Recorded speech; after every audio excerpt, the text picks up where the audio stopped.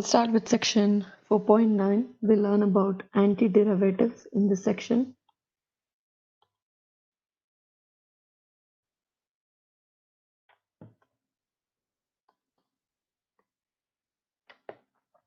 Here's the definition of antiderivatives.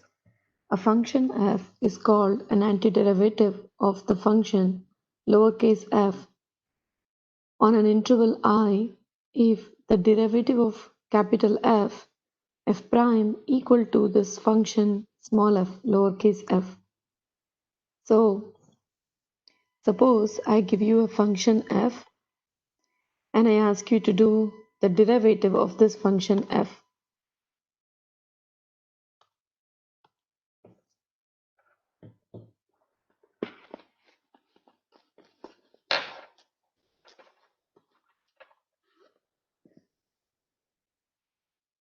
Suppose I give you a function f and say I ask you to do the derivative of this function f, which is f prime. We all know this from chapter 3. So if I give you a function f and I ask you to do the antiderivative of this function f, small f, antiderivative of the small f is capital F. That's what this definition is saying. Antiderivative of a lowercase f is a capital F if it satisfies this condition. When you differentiate your answer f prime, you get the lowercase f. So, in this definition, you have to understand that antiderivatives or integration, that's how this is going to be called, is a reverse process of differentiation. So, all the answer what you got after differentiating in chapter 3, if you integrate them or if you find the antiderivative of those answers, you get back the function which you differentiated in chapter 3. So here is the theorem. If f is the antiderivative of small f on any interval, then the most general antiderivative of the small f is defined as capital F plus c. So c is a constant of integration. So I'm giving you small f. I'm asking you to find the antiderivative of the small f. Answer is capital F, like how we discussed on the definition on the top. But also, when it comes to a general antiderivative, don't forget to add a constant c. This is also called as constant of integration. So let's list some of the antiderivative formulas. Suppose I give you a function c f of x and I ask you to find the antiderivative of this function c f of x.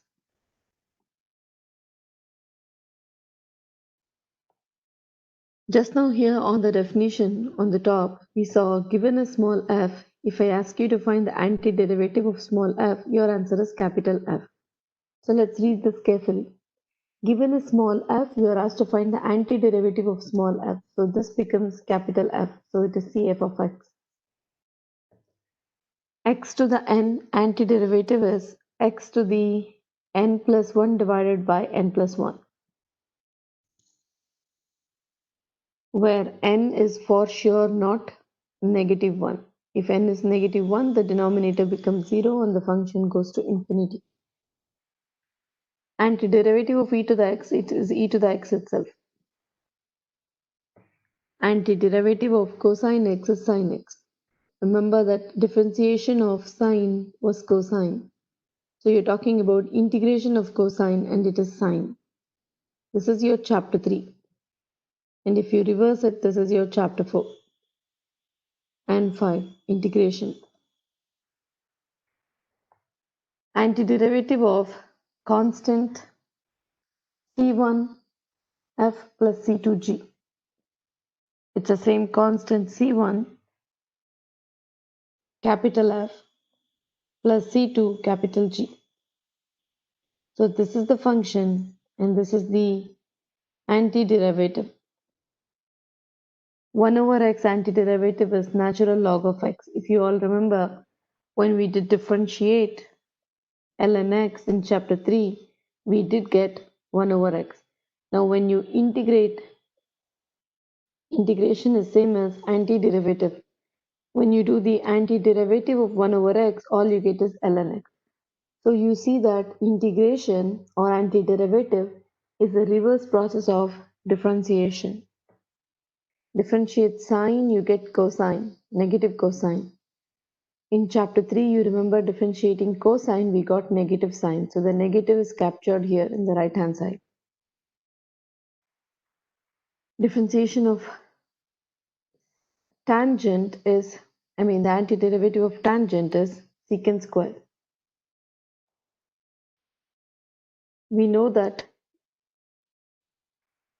when we integrate tangent,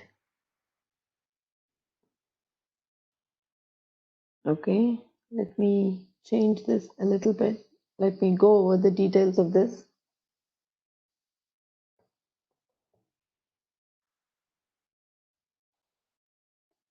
We are familiar with two formulas in your chapter 3 when we did the trig differentiation. So differentiation of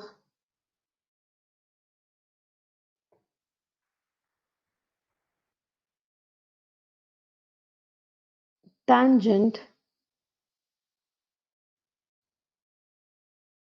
is secant square.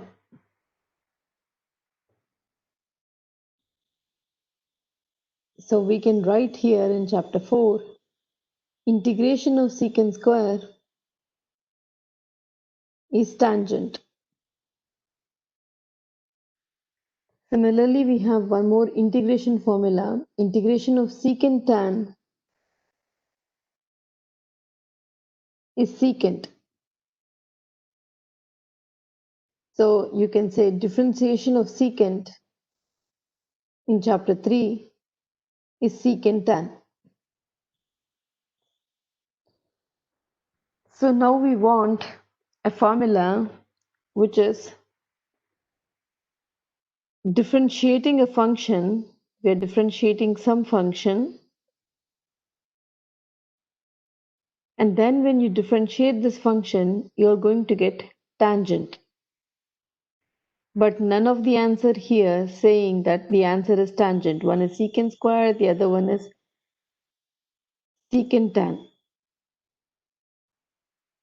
So it's not the secant square what we wrote on the top. That's the usual answer we write when we think of tangent and secant square in this formula in chapter 3. To be more careful, this is when you differentiate ln of secant,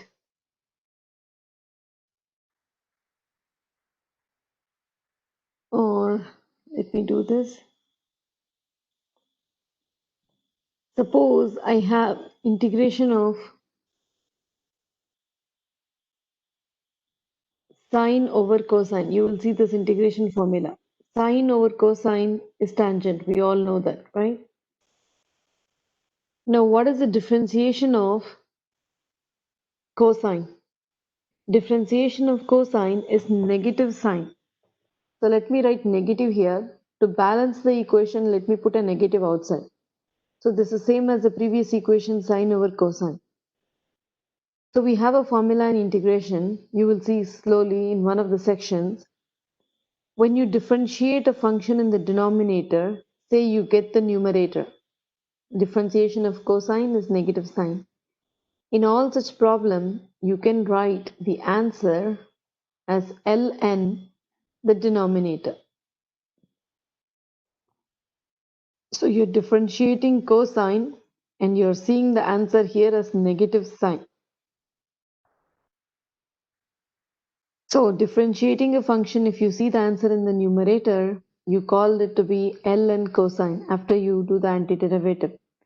This negative sign is the ones here from the top. Bring this negative here, so you can write ln cosine x of inverse. So now you can write this as ln secant, cosine inverse is secant. So this was the formula I wrote before. So let me write antiderivative of tangent is ln secant. So what happens when we differentiate ln secant? We get back tangent. Antiderivative of tangent is ln secant. Differentiation of ln secant is tangent. So understand that integration or the antiderivative is the reverse process of differentiation. And calculus 2, you will study more of integration or the antiderivatives. Here in calculus 1, we introduce calculus 2, that's integration, very briefly. But all the details of different techniques of integration and so you will learn in your calculus 2. So let's do this example. Find the most general antiderivative of the given function. So you're asked to do the antiderivative. Before you do any antiderivative, I want you to simplify this to a nice, neat algebraic form so that you can use this formula x to the n. If it is this messy, x minus 1 square, you cannot use that x to the n formula. So let's simplify this. Let's FOIL it. You have x squared negative 2x positive 1 and you want to multiply x to this term because you have x times the square term. So when you do that, the new product term will be x times x squared, which is x cubed negative 2x squared positive x. Then bring this term down, x to the 0.9. So this is your function f. You want to find the antiderivative of this function f. In the definition we saw antiderivative of small f is capital F. So let me write capital F. Let me do the antiderivative of x cubed using this formula here. So this is x to the 3 plus 1 divided by 3 plus 1. Negative 2 x to the 2 plus 1 divided by 2 plus 1. Then I have x to the 1 plus 1 divided by 1 plus 1. X to the 0.9 plus 1 divided by 0.9 plus 1.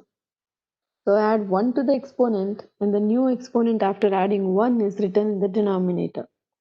So let's simplify this. X to the 4 over 4 negative 2/3 x cubed x squared divided by 2 plus x to the 1.9 divided by 1.9. So you are asked most general antiderivative, which means you will add a c. The question here also asks us to verify the answer by differentiation. So what happens when you differentiate this answer? This is the answer. Differentiate this answer. When you differentiate this answer, all you get is, if you do it correct, you get back the question. What was the question? X cubed negative 2x squared plus x to the 0.9. So this is the question. So let's do the differentiation. Differentiation of capital F, which is f prime, is small f. We saw in the definition, so I'm going to write small f. Differentiation of capital F is small f. Let us differentiate x to the 4 using the power rule. So it's 4x cubed. I'm going to write this is 4x cubed divided by 4. Differentiation of x cubed, the next term, it's 3x squared. 3 cancel, so I have negative 2x squared. Differentiation of x squared is 2x. 2 cancel, so it's just x. Differentiation of x to the 1.9 is 1.9. X to the 1.9 minus 1. So it's x to the 0.9. The 1.9 coefficient in the denominator cancel. So here also we have the coefficients cancelling. So now if you read this, this is exactly same as the function what we started with. So after you do an antiderivative, your final answer, if you differentiate your final answer, you will get back the question itself. Which means you can say antiderivative is a reverse process of differentiation. Let's do one more example. This is x cubed. So it's 5 minus 4x cubed plus x to the 6 divided by x to the 6. You cannot do the antiderivative in the first step if this rational expression is this messy. So trick is split the fraction, divide each of the term by x to the 6. So it's 5 over x to the 6, negative 4x cubed divided by x to the 6, plus x to the 6 divided by x to the 6. Now you simplify this a little bit. You can write this as 5x to the negative 6, take this to the top, becomes negative exponent, take this to the top, simplify, x to the negative 3, these cancel, so it is 1. Now this is a nice, neat, simplified format and you're good to integrate this. So let's do integration of small f is capital F. The same formula, integration of x to the n is x to the n plus 1 divided by n plus 1. That's this formula. This is what we've been using. We'll use this for all the polynomial functions when n is not negative 1. When n is negative 1, it becomes the natural log function. So let's do this. This is x to the negative 6 plus 1, so which means it's negative 5 divided by negative 5. The next function, negative 4 divided by negative 4, and then differentiation of a constant 1 is always x. So let me write x. And the constant of integration will be c. So integrating 1 you get x and the constant of integration is c. So let me write c. Let me show you how did I write antiderivative of 1 is x. So here is the proof. So antiderivative of 1 can be written as x to the 0. And now you apply that x to the n plus 1 divided by n plus 1 formula. So this becomes 0 plus 1 divided by 0 plus 1. Simplify, this is x to the 1 divided by 1, which is x. So what is antiderivative of 50? It is 50x. What is antiderivative of 1000? It is 1000x. It's the same constant times x. What is antiderivative of this year 2020? It is 2020x. So antiderivative of any constant is the same constant times x. You're not seeing the constant here because it is 1. So similarly, what happens when you differentiate this answer? If you start differentiating this nice and neat with all those power rules of differentiation, you will get back your question, what you started with. Okay, let's do one more. Given a function, we are asked to find the antiderivative. So let's do the antiderivative of small f, capital F. Antiderivative of 3 to the x is the same. Antiderivative of secant square x is tangent x.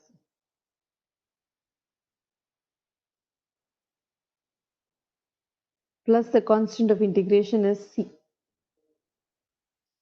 Differentiation of tangent is secant square. So antiderivative of secant square should be tangent x.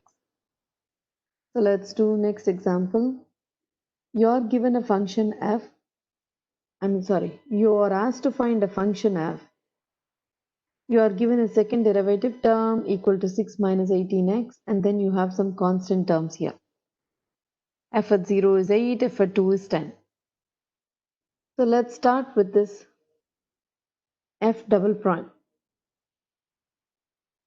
which is 6 minus 18x.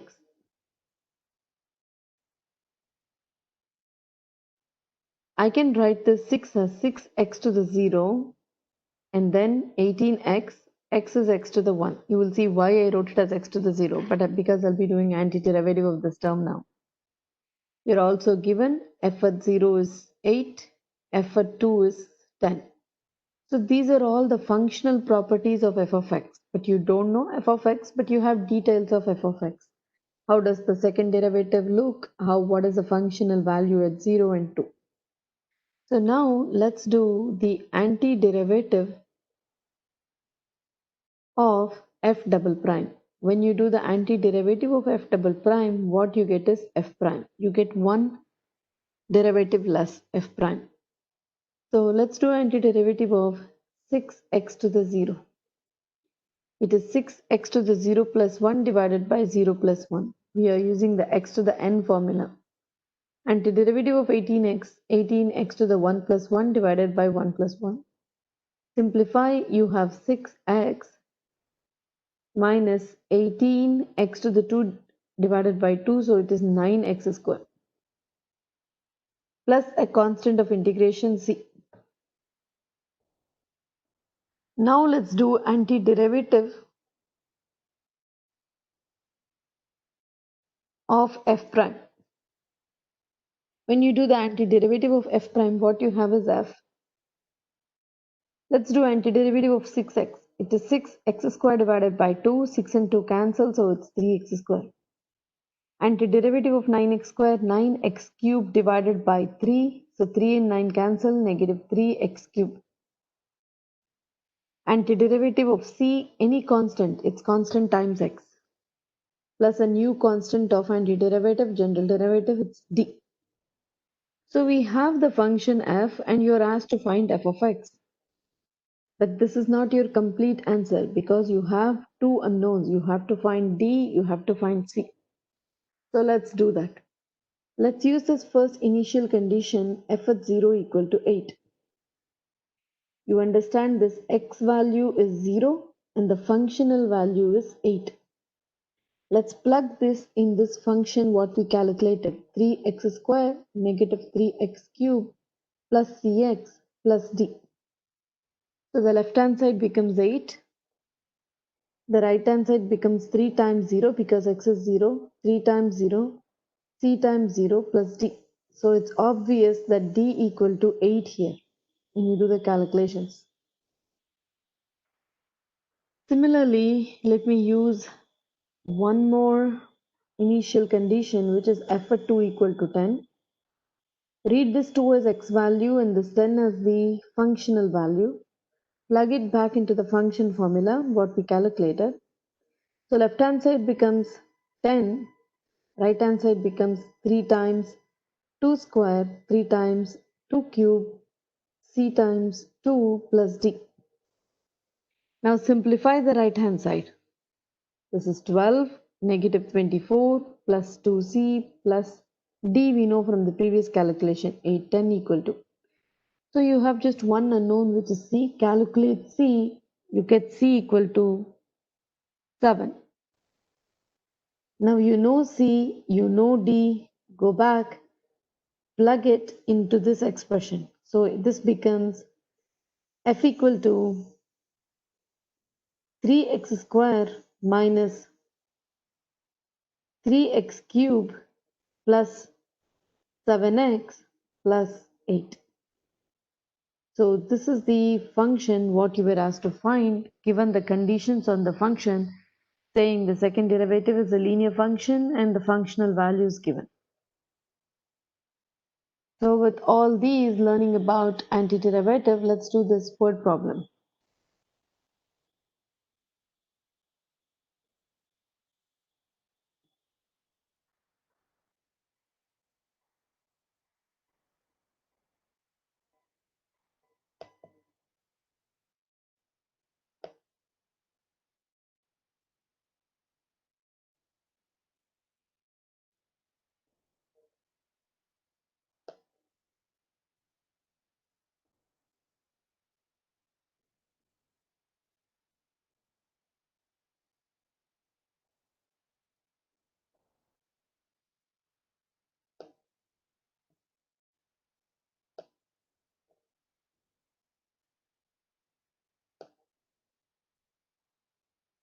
So here's the question.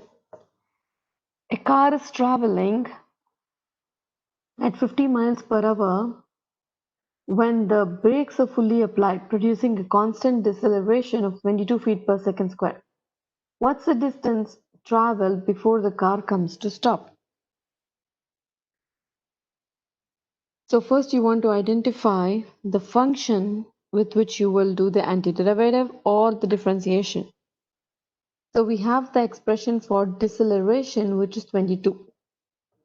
So you're going to write deceleration is denoted by at, function of time. It's a deceleration, so this becomes negative 22 feet per second square, which is the unit. Suppose I give you the distance. I ask you to find the velocity. All you do is differentiate the distance. I give you the velocity. I ask you to find the acceleration. All you do is differentiate the velocity.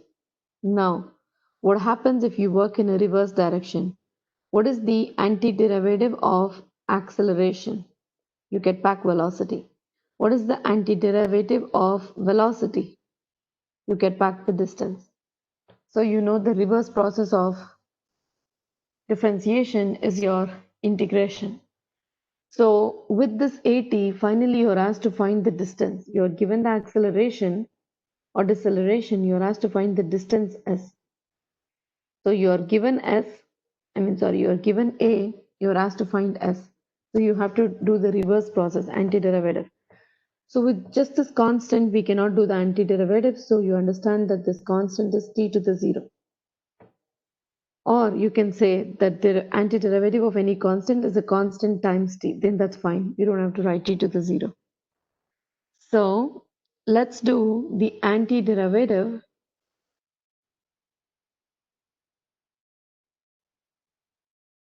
of at. Antiderivative of at is vt, v for velocity. So the new expression what you get is this one, vt negative 22. Antiderivative of negative 22 t to the 0 is t to the 0 plus 1 divided by 0 plus 1 plus a constant of integration or antiderivative. I'm going to name the constant as v0, which means velocity at the time t0. Now I'm going to write this as negative 22t, and later we want to find out what is this initial velocity. For now, let me keep this box empty. As soon as I find v0, I'm going to come back and plug in here. So this is our step 1, where we came up with an expression for velocity. Step 2, you will work on finding this v sub 0. So let's do that.